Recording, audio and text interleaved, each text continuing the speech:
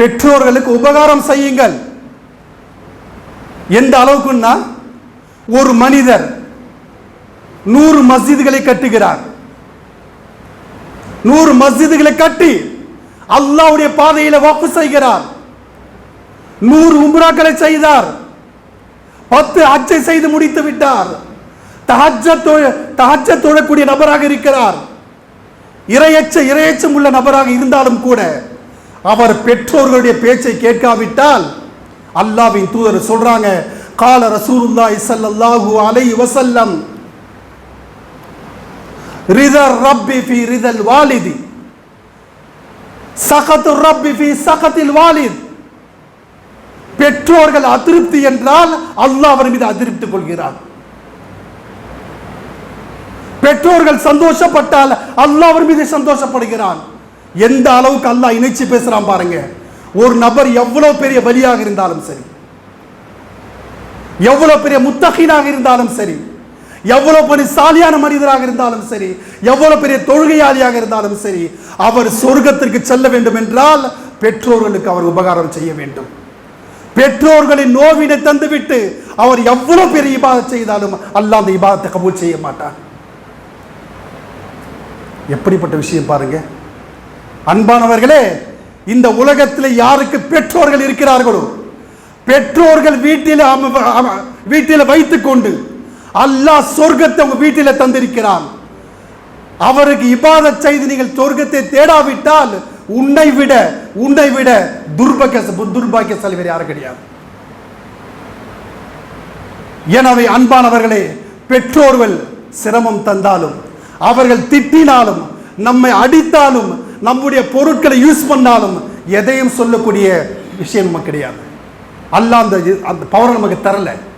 பெற்றோர்களுக்கு அந்த உரிமை இருக்கிறது. எனவே இந்த விஷயத்திலே அன்பானவர்களே, பெற்றோர்கள் யாருக்கெல்லாம் இருக்கிறார்களோ அவர்களுக்கு அதிகமாக ஹித்மத் செய்யுங்கள். ஏன் என்றால் அவருடைய ஹித்மத்தை பார்த்து அல்லாஹ் திருப்தி அடைகிறான்.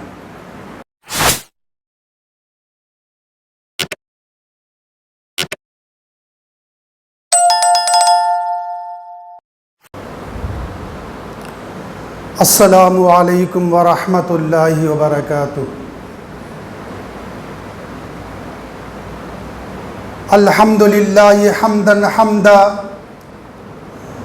வஷ்குருல்லாஹி ஷுக்ரன் ஷுக்ரா வஸ்ஸலாத்து வஸ்ஸலாம் அலா ரசூலில் கரீம். அம்மா பஅத். ஃபகத் قال الله تبارك وتعالى في القرآن المجيد والفرقان الحميد. فأعوذ بالله من الشيطان الرجيم. بسم الله الرحمن الرحيم.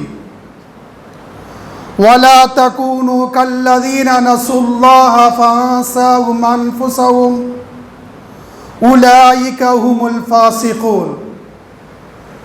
صدق الله العظيم. قال رسول الله صلى الله عليه وسلم اللهم صل على محمد وعلى آل محمد كما صليت على إبراهيم وعلى آل إبراهيم إنك حميد مجيد. صدق رسول الله صلى الله عليه وسلم. அளவற்ற அருளானும் நிகரற்ற அன்புடையனுமாகிய எல்லாம் வல்ல அல்லாஹ்வுக்கே அனைத்து புகழும் சலாத்தும் சலாமும் எம்பெருமானார் ஸல்லல்லாஹு அலைஹி வஸல்லம் அவர்கள் மீதும், அவர்களின் குடும்பத்தார், சத்திய சஹாபாக்கள், தாபீன்கள், தபா தாபீன்கள், அனைத்து முஸ்லிம்களின் மீதும் குறிப்பாக நம் அனைவரின் மீது உண்டாகட்டுமாக. கண்ணியமிக்க அல்லாஹ்வின் நல்லடியார்களே, அல்லாஹ் ரப்புல் ஆலமீன் திருமறை குர்ஆனிலே சூரா அஸ்ர் என்று சொல்லக்கூடிய அத்தியாயத்திலே சொல்கிறான், வலா தகூனு கல்லதீன நஸுல்லாஹ ஃபஅன்ஸாஹும் அன்ஃபுஸஹும். யார் அல்லாஹ்வை மறந்து விடுகிறார்களோ, அவர்கள் அல்லாஹ்வை மறந்து விடவில்லை, தன்னைத்தானே மறந்து விடுகிறார்கள். யார் அல்லாஹ்வை மறந்து விடுகிறார்களோ அவர்கள் தனக்குத்தானே மறந்து விடுகிறார்கள். இவர்களை பார்த்து அல்லாஹ் சொல்கிறான், ஃபஉலாயிக உலாயிக ஹுமுல் ஃபாஸிகூன். இவர்கள் தான் குற்றவாளிகள், இவர்கள் தான் ஃபாசிகீன்கள். அல்லாஹ்வை யார் மறந்தார்களோ நிலைமை என்ன தெரியுமா? அவன் தன்னைத்தானே மறந்து விடுகிறான். தன்னைத்தானே மறந்து விட்டவன் அல்லாஹ்வை எப்படி நினைவு கூற முடியும்? எனவே அன்பானவர்களே, இந்த விடயத்தில் நாம் கண்டிப்பாக கவனமாக இருக்க வேண்டும். மேலும் பாருங்க, எந்த அளவுக்கு என்று சொன்னால் அன்பானவர்களே, அல்லாஹ் நம் மீது கோபமாக இருக்கிறான். அல்லாஹ் நம் மீது, அல்லாஹ் நமக்கு தரும் தண்டனை, அல்லாஹ் தண்டனை தருவான். இந்த உலகத்திலே தரும் தண்டனை என்ன தெரியுமா? அல்லாஹ் சுப்ஹானஹு வ தஆலா ஒரு நபருக்கு இந்த உலகத்திலேயே தரும் தண்டனை என்னவென்றால், பாங்குடைய சப்தம் சொல்லப்படும், அதுக்கு பதில் சொல்ல மாட்டாரு, எப்ப முடியும்னு காத்துட்டு இருப்பார். 5 வேளை ஃபர்லான தொழுகையை அந்த நேரம் அவருக்கு கிடைக்கும், ஆனால் அவர் தொழ மாட்டார். குர்ஆனை ஓதுவார், குர்ஆனை ஓத தெரிந்தவர், ஆனால் குர்ஆன் ஓதக்கூடிய வாய்ப்பு கிடைக்காது. பாவங்களிலே மூழ்கி இருப்பார், வீணான அவருடைய நேரத்தை வீணான விடயங்களிலே கழித்துக் கொண்டிருப்பார். இப்படிப்பட்ட அடையாளங்கள் தெரிந்தால் நீங்கள் நினைத்துக் கொள்ளுங்கள், அல்லாஹ் உங்கள் மீது கோபத்தில் இருக்கிறான், அல்லாஹ் உமக்கு தண்டனை தர ஆரம்பித்திருக்கிறான் என்று. எனவே அன்பானவர்களே, இந்த விஷயத்தில் நாம் விழிப்புணர்வு கவனமாக இருந்து செயல்பட வேண்டும். அன்பானவர்களே, மேலும் பாருங்க, எந்த அளவுக்கு என்று சொன்னால் அல்லாஹ்விடத்தில் அதிகமாக இந்த துஆவை கேளுங்கள். அல்லாஹும்மா இன்னா நஸ்அலுக ஈமான முஸ்தகீமா, அல்லாஹும்மா இன்னி அஸ்அலுக ஈமான முஸ்தகீமா. யா அல்லாஹ், எங்களுக்கு ஈமானிலே நிலைத்து நிற்கக்கூடிய பாக்கியத்தை தா. ஏனென்றால் ஈமான் அகீதா இருக்கின்றது, இது தான் இறைவன் தந்த பொக்கிஷங்களிலே மிகப்பெரிய ஒரு பொக்கிஷம். இது சாதாரண பொக்கிஷம் அல்ல. அல்லாஹ் சுப்ஹானஹு வ தஆலா திருமறை குர்ஆனிலே சொல்கிறான், இன்னல்லாஹ லா யஃபிரு அன் யுஷ்ரக பி வ யஃபிரு மா தூன ذلك லிமன் யஷா. அல்லாஹ் சுப்ஹானஹு வ தஆலா மனிதனுடைய எல்லா பாவத்தை மன்னிப்பான். மனிதன் செய்யக்கூடிய எந்த பாவங்கள் இருந்தாலும் அல்லாஹ் மன்னிப்பான். ஆனால் குஃப்ர் ஷிர்க் இருந்தால் ஒருபோது மன்னிக்க மாட்டான். இணை கற்பு இருந்தால் அல்லாஹ் அதிலே சமரசம் செய்ய மாட்டான். எனவே தான் அன்பானவர்களே, ஒரு மனிதன் உலகத்திலே எந்த தவறுகள் செய்தாலும், எந்த பாவங்கள் செய்தாலும், எந்த குற்றங்கள் செய்தாலும் ஒரு நாள் அல்ல ஒரு நாள் மன்னிக்கப்படுவார், தண்டனை தந்து மன்னிக்கப்படுவார், அல்லாஹ்வுடைய கிருபையால் மன்னிக்கப்படுவார். ஆனால் அவரிடத்திலே ஷிர்க் இருந்தால், குஃப்ர் இருந்தால் ஒருபோது மன்னிக்கப்பட மாட்டார். எனவே அன்பானவர்களே, இந்த விடயத்திலே கவனமாக இருங்கள், கவனமாக இருங்கள். இதுதான் பெரிய விஷயம். அன்பானவர்கள், மேலும் பாருங்க, எந்த அளவுக்கு என்று சொன்னால் நபிகள் நாயகம் ஸல்லல்லாஹு அலைஹி வஸல்லம் சொல்றாங்க, قال رسول الله صلى الله عليه وسلم اللهم إني أسألك العافية. யா அல்லாஹ், எங்களுக்கு ஆஃபியத்தை தா, யா அல்லாஹ் எங்களுக்கு ஆரோக்கியத்தை தா, யா அல்லாஹ் எங்களுக்கு சுகத்தை தா என்று அல்லாஹ்விடத்தில் அதிகமாக அதிகமாக துஆ கேளுங்கள். ஏன் தெரியுமா? யாருக்கு ஆரோக்கியம் இருக்கிறதோ, யார் இடத்தில் ஆஃபியத் இருக்கிறதோ, யார் இடத்திலே சுகம் இருக்கிறதோ, அவர்கள் தான் அல்லாஹ்வுடைய நியாமத்துகளை இந்த உலகத்தில் அனுபவிக்க முடியும். அல்லாஹ் இந்த உலகத்தில் எவ்வளவு நியாமத்துகளை தந்தானோ அந்த நியாமத்தில் அனுபவிக்க வேண்டும் என்றால் ஆஃபியத் இருக்க வேண்டும், ஆரோக்கியம் இருக்க வேண்டும். நோயாளிகிட்ட போய் கேளுங்க, உனக்கு என்னப்பா தேவை, எதையும் சொல்ல மாட்டார். அவர் சொல்லக்கூடிய ஒரே வாசகம் என்ன தெரியுமா? இந்த நோயிலிருந்து நான் விடுபட வேண்டும், இந்த நோயிலிருந்து ஷிஃபா பெற வேண்டும், இதை மட்டும் தான் அவர் சொல்லுவார். ஆனால் ஆரோக்கியம் இருந்தால், ஆஃபியத் இருந்தால், அல்லாஹ்வுடைய நியாமத் எவ்வளவு இருக்கிறதோ அனைத்தையும் அனுபவிக்கலாம்.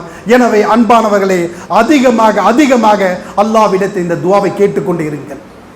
ஏனென்றால் செஹத், ஆஃபியத், ஆரோக்கியம் இருக்கிறது, அது மிகப்பெரிய ஒரு முக்கியம். அது இருந்தால் தான் 4 பேர் மதிப்பான், இல்லைனா எவ்வளவு பேரால் தான் மதிக்க மாட்டான். எனவே அன்பானவர்களே, இந்த விஷயத்தில் கவனம் செலுத்துவது சுன்னத்தை மோக்காத அன்பானவர். மேலும் பாருங்க, எந்த அளவுக்கு என்று சொன்னால், நான் உலகத்தில் பார்க்கிறோம் கண்ணியமிக்க அல்லாஹ்வின் நல்லடியார்களே, இந்த உலகத்தில் ஒவ்வொரு முஸ்லிம்கள் ஆசைப்படுவது என்ன? நான் ஈமானோடு இருந்து, அதாவது நான் மரணிக்கும் போது ஈமானோடு மரணிக்க வேண்டும், கலிமா தையிபாவோடு மரணிக்க வேண்டும், கலிமா ஷஹாதாவோடு மரணிக்க வேண்டும் என்று ஒவ்வொரு முஸ்லிம்களும் ஆசைப்படுகிறோமா இல்லையா? ஆனால் அன்பானவர்களே, இந்த உலகத்தில் வாழும்போது நான் ஈமானோடு வாழ வேண்டும், ஈமானோடு இருக்க வேண்டும், ஈமான் படி அமல் செய்ய வேண்டும், ஈமானிலே நிலைத்திருக்க வேண்டும் என்று ஆசைப்படுகிறாரா என்று சொன்னால் அது குறைவு தான். மவுத்துடைய நேரத்தை ஈமான் தேவை. உலகத்தில் வாழும்போது ஈமானை தேடுவது கிடையாது, ஈமான் படி அமல் செய்வது கிடையாது. எனவே அன்பானவர்களே, இந்த விஷயத்தில் கண்டிப்பாக ஒவ்வொரு முஸ்லிம்களும் கவனம் செலுத்த வேண்டும். அன்பானவர் மேலும் பாருங்க, எந்த அளவுக்கு என்று சொன்னால் காரணத்தை சொல்லி முஸ்லிம்கள் காலத்தை ஓட்டிக் கொண்டிருக்கிறார்கள். ஏதாவது ஒரு காரணத்தை சொல்லி முஸ்லிம்கள் காலத்தை ஓட்டிக் கொண்டிருக்கிறார்கள். அவர்கிட்ட போய் கேளுங்க, ஏன்பா சுபு தொழில அசந்து தூங்கிட்டார், சரி ஜோர் ஏன்பா தொழில வேலையில் மும்முரமா இருந்தேன் தொழ முடியல, சரி அசர் ஏன்பா தொழில மறந்து போயிட்டேன், சரி மகரிபியான் தொழில நேரம் இல்லை என்பான், சரி இஷா ஏன்பா தொழில பகல் ஃபுல்லா வேலை செய்தேன்ல அசதியா அந்த வீட்டில் தூங்கிட்டேன், அசதியா உட்கார்ந்துட்டேன், சோர்வா இருந்துட்டேன் என்ற காரணங்களை சொல்லிக் கொண்டிருக்கிறோம். அன்பானவர்களை சிந்தித்து பாருங்க.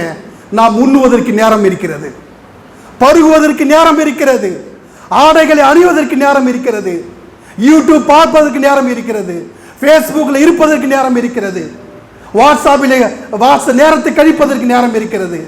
ஆனால் இபாதத் செய் என்று சொன்னால் நேரம் இல்லை என்று ஏதாவது காரணம் சாக்கு போக்கு சொல்லிக் கொண்டிருக்கிறான். அன்பானவர்களே, இந்த இபாதத் விஷயத்திலே சாக்கு போக்கு சொல்லிக் கொண்டு நாம் உலகத்தில் தப்பித்துக் கொண்டாலும் மறுமையில் நிச்சயமாக தப்பிக்க முடியாது. இந்த விடயத்தை கண்டிப்பாக நாம் கவனத்தில் கொள்ள வேண்டும்.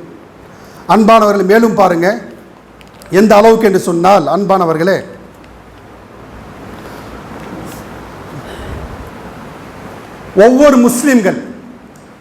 ஒவ்வொரு முஸ்லிம்களுடைய முகத்திரையை மாற்றக்கூடிய ஒரு சக்தி வாய்ந்த துஆ தெரியுமா? இஸ்திக்ஃபார். அஸ்தக்ஃபிருல்லாஹ் அல்லதி லா இலாஹ இல்லா ஹுவல் ஹய்யுல் கய்யூம் வ அதூபு இலைஹி. இந்த இஸ்திக்ஃபார் யார் அதிகமாக ஓதுவார்களோ அவருடைய பாவங்கள் கடல் நுரையளவு இருந்தாலும் அல்லாஹ் மன்னிக்கிறான். போர்க்களத்திலே ஓடப்பட்ட பாவியாக இருந்தாலும் அவர் இஸ்திக்ஃபார் செய்யக்கூடியவராக இருந்தால் அல்லாஹ் அவரை மன்னிக்கிறான். அது மட்டுமல்ல அன்பானவர்களே, வானமலம் உயர்வாக இருந்தாலும் அவருடைய பாவத்தை அல்லாஹ் மன்னிக்கிறான். பூமி எவ்வளவு விசாலமாக இருக்கிறதோ அந்த அளவுக்கு அவருடைய பாவங்கள் இருந்தாலும் இஸ்திக்ஃபார் செய்தால் அல்லாஹ் அவருடைய பாவத்தை மன்னிக்கிறான். அது மட்டுமல்ல அன்பானவர்களே, எந்த அளவுக்கு என்று சொன்னால் யார் அதிகமாக இஸ்திக்ஃபார் செய்வார்களோ, அல்லாஹ்விடத்தில் பாவ மன்னிப்பு தேடுவார்களோ, இதுதான் ஈமானின் அடையாளமாக இருக்கிறது. அல்லாஹ் அவரை நேசிக்கிறான். அல்லாஹ் நேசிப்பதன் அடையாளமே அதிகமாக இஸ்திக்ஃபார் சொல்வதுதான் என்று அல்லாஹ்வின் தூதர் ஸல்லல்லாஹு அலைஹி வஸல்லம் சொல்கிறார்கள். எனவே அன்பானவர்களே, அதிகமான நேரம் இஸ்திக்ஃபார் செய்யுங்கள். அஸ்தக்ஃபிருல்லாஹ் சொல்லுங்கள். இன்ஷா அல்லாஹ் நம்முடைய அமலுடைய பட்டியல் இருக்கிறது, அந்த நன்மைகள் அதிகமாக எழுதப்படும். அன்பானவர்கள் மேலும் பாருங்க, எந்த அளவுக்கு என்று சொன்னால் பெற்றோர்களுக்கு உபகாரம் செய்யுங்கள். எந்த அளவுக்குன்னா, ஒரு மனிதர் 100 மஸ்ஜிதுகளை கட்டுகிறார். 100 மஸ்ஜிதுகளை கட்டி அல்லாஹ்வுடைய பாதையில வக்ஃப் செய்கிறார். 100 உம்ராக்களை செய்தார். 10 ஹஜ்ஜை செய்து முடித்து விட்டார். தஹஜ்ஜத் தொழக்கூடிய நபராக இருக்கிறார். இறையச்சம் உள்ள நபராக இருந்தாலும் கூட அவர் பெற்றோர்களுடைய பேச்சை கேட்காவிட்டால் அல்லாஹ்வின் தூதர் சொல்றாங்க, கால ரசூலுல்லாஹி ஸல்லல்லாஹு அலைஹி வஸல்லம் ரிதர் ரப்பி ஃபி ரிதல் வாலிதி சகத்து ரப்பி ஃபி சகத்தில் வாலித். பெற்றோர்கள் அதிருப்தி என்றால் அல்லாஹ் அவர் மீது அதிருப்தி கொள்கிறார். பெற்றோர்கள் சந்தோஷப்பட்டால் அல்லாஹ் அவர் மீது சந்தோஷப்படுகிறான். எந்த அளவுக்கு அல்லாஹ் இணைச்சு பேசுறான் பாருங்க. ஒரு நபர் எவ்வளவு பெரிய வலியாக இருந்தாலும் சரி, எவ்வளவு பெரிய முத்தகீனாக இருந்தாலும் சரி, எவ்வளவு பெரிய சாலியான மனிதராக இருந்தாலும் சரி, எவ்வளவு பெரிய தொழுகையாளியாக இருந்தாலும் சரி, அவர் சொர்க்கத்திற்கு செல்ல வேண்டும் என்றால் பெற்றோர்களுக்கு அவர் உபகாரம் செய்ய வேண்டும். பெற்றோர்களின் நோவினை தந்துவிட்டு அவர் எவ்வளவு பெரிய இபாதத் செய்தாலும் அல்லாஹ் அந்த இபாதத்தை கபூல் செய்ய மாட்டான். எப்படிப்பட்ட விஷயம் பாருங்க. அன்பானவர்களே, இந்த உலகத்தில் யாருக்கு பெற்றோர்கள் இருக்கிறார்களோ, பெற்றோர்கள் வீட்டில் வைத்துக் கொண்டு அல்லாஹ் சொர்க்கத்தை உங்க வீட்டில் தந்திருக்கிறான். அவருக்கு இபாதத் செய்து நீங்கள் சொர்க்கத்தை தேடாவிட்டால் உன்னை விட துர்பாக்கியசாலி வேறு யாரும் கிடையாது. எனவே அன்பானவர்களே, பெற்றோர்கள் சிரமம் தந்தாலும், அவர்கள் திட்டினாலும், நம்மை அடித்தாலும், நம்முடைய பொருட்களை யூஸ் பண்ணாலும் எதையும் சொல்லக்கூடிய விஷயம் நமக்கு கிடையாது. அல்லாஹ் அந்த பவர் நமக்கு தரல. பெற்றோர்களுக்கு அந்த உரிமை இருக்கிறது. எனவே இந்த விஷயத்திலே அன்பானவர்களே, பெற்றோர்கள் யாருக்கெல்லாம் இருக்கிறார்களோ அவர்களுக்கு அதிகமாக ஹித்மத் செய்யுங்கள், அதிகமாக ஹித்மத் செய்யுங்கள். ஏன் என்றால் அவருடைய ஹித்மத்தை பார்த்து அல்லாஹ் திருப்தி அடைகிறான். இல்லைன்னு வச்சுக்க அல்லாஹ் வெறுத்து போயிடுவான். எனவே அன்பானவர்களே, இந்த விஷயத்திலே கண்டிப்பாக கவனமாக இருக்க வேண்டும். கண்ணியமிக்க அல்லாஹ்வின் நல்லடியார்களே, பாருங்க, இந்த வாரம் நடந்த விஷயம். தெலுங்கானா ஹைதராபாத்திலே 44 பேர் மக்காவுக்கு போனாங்க, உம்ரா செய்தாங்க. உம்ரா செய்து விட்டு மதீனாவுக்கு போறாங்க. விடியற் காலை போகும் நேரத்திலே டிராவல்ஸ் பஸ்ஸும் டீசல் ஏற்றி வந்த லாரியும் கடும் ஆக்சிடென்ட் ஆயிடுச்சு. எப்படிப்பட்ட ஆக்சிடென்ட்னா அன்பானவர்களே, அவர்கள் எரிந்து சாம்பலாகி விட்டார்கள், அவர்கள் ஷஹீதாகி விட்டார்கள். அவர்கள் எந்த அளவுக்கு அன்பானவர்களே, அதில் போன 44 பேர் ஒரே ஒருத்தர் மட்டும் தப்பித்தார். எல்லோரும் ஷஹீதாகி விட்டார்கள். ஒவ்வொரு முஸ்லிமுடைய கடமை என்ன தெரியுமா? அவர்களுக்காக துஆ செய்ய வேண்டும். யா அல்லாஹ், அவருடைய பாவத்தை மன்னிப்பாயாக. ஆமீன் சொல்லுங்க. யா அல்லாஹ், அவருடைய பாவத்தை மன்னிப்பாயாக. யா அல்லாஹ், அவருடைய தவறுகளை மன்னிப்பாயாக. யா அல்லாஹ், அவருடைய குற்றத்தை மன்னிப்பாயாக. யா அல்லாஹ், ஜன்னத்துல் ஃபிர்தௌஸ் என்ற உயர்ந்த அந்தஸ்தை அவர்களுக்கு தந்தருள்வாயாக. யா அல்லாஹ், அவருடைய அனைத்து பாவங்களை மன்னிப்பாயாக. யா அல்லாஹ், அவருடைய அனைத்து பாவங்களை மன்னிப்பாயாக. யா அல்லாஹ், நபிமார்கள், ரசூல்மார்கள், ஷுஹதாக்கள், சாலீன்கள், நல்லடியார்கள், முத்தகீனுடைய அந்தஸ்து இருக்கிறது, அந்த பட்டியலிலே இவருடைய தரஜாத்துகளை உயர்த்துவாயாக. யா அல்லாஹ், இவர்களுக்கு பிறகு இவருடைய குடும்பத்தாருக்கு பொறுப்பை ஏற்றுக்கொள்வாயாக. யா அல்லாஹ், இவருடைய குடும்பத்தாருக்கு பொறுப்பேற்றுக் கொள்வாயாக. யா அல்லாஹ், எங்களுடைய பாவங்களை மன்னிப்பாயாக. யா அல்லாஹ், அவருடைய பாவங்களை மன்னிப்பாயாக. யா அல்லாஹ், அவருடைய கபரை விசாலப்படுத்துவாயாக. யா அல்லாஹ், அவருடைய கபர்களை நூரை கொண்டு நிரப்புவாயாக. யா அல்லாஹ், அவருடைய கபர்களை நூரை கொண்டு நிரப்புவாயாக. யா அல்லாஹ், அவருடைய குடும்பத்தாருக்கு சபர ஜமீல் அழகிய பொறுமை தந்துருவாயாக, அழகிய பொறுமை தந்துருவாயாக என்று அன்பானவரே அவர்களுக்காக வேண்டி துஆ செய்து கொண்டிருங்கள்.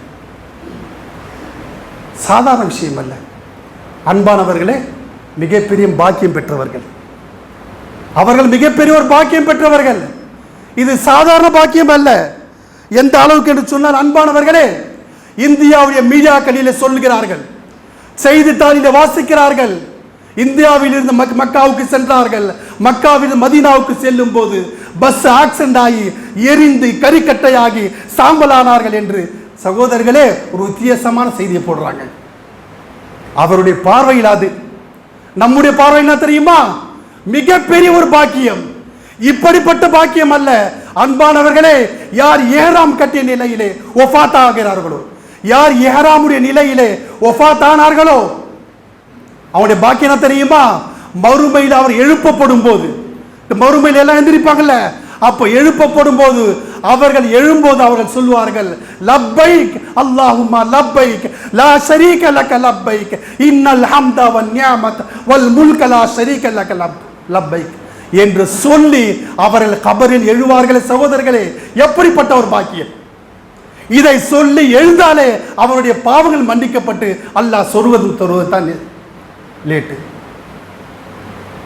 அதே போல யார் ஹாஜியாராக இருந்து ஹஜ்ஜிக்காக போறாங்க, ஒஃபாத் ஆயிட்டாங்க, ஏதோ ஒரு நிலையில் ஒஃபாத் ஆயிட்டாங்க, அல்லாஹ் என்ன செய்யறான் தெரியுமா? அல்லாஹ்வின் தூதர் சொல்றாங்க, கியாமத் நாள் வரை ஹஜ் செய்து கொண்டே இருந்தால் எவ்வளவு நன்மை இருக்குல்ல, அந்த நன்மையை அல்லாஹ்வுடைய பட்டியலில் எழுதுகிறான். இப்ப சொல்லுங்க, அவங்க பார்க்க பார்வை என்ன? ஒரு முஸ்லிம்கள் பார்க்கக்கூடிய பார்வைகள் என்ன?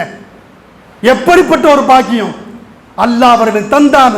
அன்பான, பார்ப்பதற்கு கஷ்டமாக இருந்தாலும், அதாவது நம்முடைய கண்களை வைத்து பார்க்காதீர்கள், ஈமானுடைய கண்களை வைத்து பாருங்கள். எப்படிப்பட்ட பாக்கியம் பெற்றவர்கள், எப்படிப்பட்ட பாக்கியம் பெற்றவர்கள் என்று. அன்பானவர்கள், அது மட்டுமல்ல, அந்த அந்த உம்ராவுக்காக யாத்திரை போனாங்கல்ல, உம்ராவுக்காக போனாங்க இல்லையா சகோதரர்களே, எப்படிப்பட்ட பாக்கியம் பெற்றவர்கள் என்றால், ஜன்னத்துல் பகி என்ற கபரஸ்தானிலே அடக்கம் செய்யப்பட்டார்கள். உலக மக்கள் அனைவரும் அவர்களுக்காக துஆ செய்தார்கள். ஜன்னத்துல் பகி சாதாரண விஷயமா? நபி ஸல்லல்லாஹு அலைஹி வஸல்லம் அருகாமையிலே அவர் அடக்கம் செய்யப்பட்டார்கள். அந்த பூமியிலே மக்காவிலே மரணிக்க வேண்டும், மதீனாவிலே மரணிக்க வேண்டும், ஜன்னத்துல் பகியில் அடக்க வேண்டும் என்று எல்லோரும் தஹஜ்ஜத் தொழுகையில் துஆ செய்கிறோம். யாருக்கு அந்த பல பேருக்கு அந்த பாக்கியம் கிடைப்பதில்லை.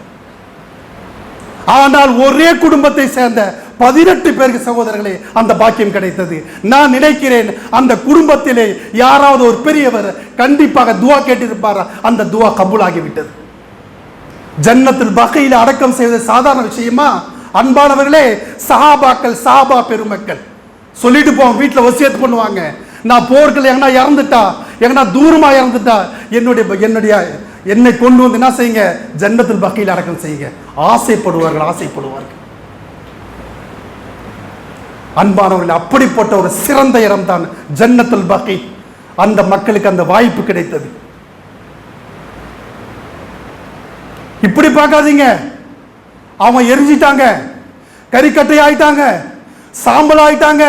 அன்பான நம்முடைய பார்வையில் அப்படி இருந்தாலும் அல்லாஹ்விடத்தில் அவர் உயர்ந்து விட்டார்கள். உலகம் இருக்கும் வரை அவர்களுக்காக துஆ செய்யப்படும். எப்படிப்பட்ட பாக்கியம்! எனவே அன்பானவர்களே, அவர்களுக்காக துஆ செய்யுங்கள். அவர்களுக்காக துஆ செய்தால் இன்ஷா அல்லாஹ் அல்லாஹ் நம்முடைய துஆவை ஏற்றுக்கொள்வான். அது மட்டுமல்ல, அல்லாஹ் சுப்ஹானஹு வ தஆலா திருமறை குர்ஆனிலே சொல்கிறான், வலா தகூனு கல்லதீன நஸுல்லாஹ ஃபஅன்ஸாஹும் அன்ஃபுஸஹும் உலாயிக ஹுமுல் ஃபாஸிகூன். யார் அல்லாஹ்வை மறந்தார்களோ, யார் அல்லாஹ்வை மறந்து செயல்படுகிறார்களோ, அல்லாஹ் அவரை மறந்து விடுவார். நீ நம்ம மறந்தானா மறட்டா என்ன? அல்லாஹ் மறந்து விட்டா இதை விட துர்பாக்கியசாலி வேற என்ன இருப்பானா? சகோதரர், சிந்தித்து யோசிச்சு பாருங்க. அல்லாஹ் குர்ஆன்ல சொல்றான், என்னை மறந்து விட்டால், அதாவது எந்த அளவுக்குன்னா, நீங்கள் என்னை மறந்து விட்டால் நீ தன்னைத்தானே மறந்து விட்டாய். தன்னைத்தானே ஒரு மனிதன் மறந்து விட்டான் என்றால் அவன் பைத்தியமா தான் இருப்பான். அவரை பார்த்து அல்லாஹ் சொல்கிறான், அவன் தான் ஃபாசிக், அவன் தான் குற்றவாளி. ஏனென்றால் எந்த மனிதன் அல்லாஹ்வை நினைத்துக் கொண்டிருக்கிறாரோ, அல்லாஹ்வை திக்ர் செய்கிறாரோ, அல்லாஹ்வுடைய கட்டளைப்படி வாழ்கிறாரோ, நபி ஸல்லல்லாஹு அலைஹி வஸல்லம் இத்தாஅத் செய்கிறார்களோ, அவன் தான் வெற்றியாளன். இல்லை என்றால் உலாயிகவுல் ஃபாசிகூன், அவன் ஒரு ஃபாசிக், அவன் ஒரு குற்றவாளி என்று அல்லாஹ் சொல்கிறான். எனவே அன்பானவர்களே, அல்லாஹ் சுப்ஹானஹு வ தஆலா நமக்கு முஸ்லிமாக படைத்திருக்கிறான். முஸ்லிமாக வாழ வேண்டும், முஸ்லிமாக மரணிக்க வேண்டும் என்றால் உலகத்தில் இருக்கும் காலமெல்லாம் ஈமான் படி வாழக்கூடிய பாக்கியத்தை அல்லாஹ் தர வேண்டும். எனவே அன்பானவர்கள், இப்படிப்பட்ட பாக்கியத்தை அல்லாஹ் சுப்ஹானஹு வ தஆலா உமக்கும் எனக்கும் அனைத்து முஸ்லிம்களுக்கும் தௌஃபீக் தந்தருள்வாராக வேண்டி என் உரையை நிறைவு செய்கிறேன். வாஹிர் தஅவானா அல்ஹம்துலில்லாஹி ரப்பில் ஆலமீன். சுன்னத்துடன் சேர்ந்து ஓதுங்கள்.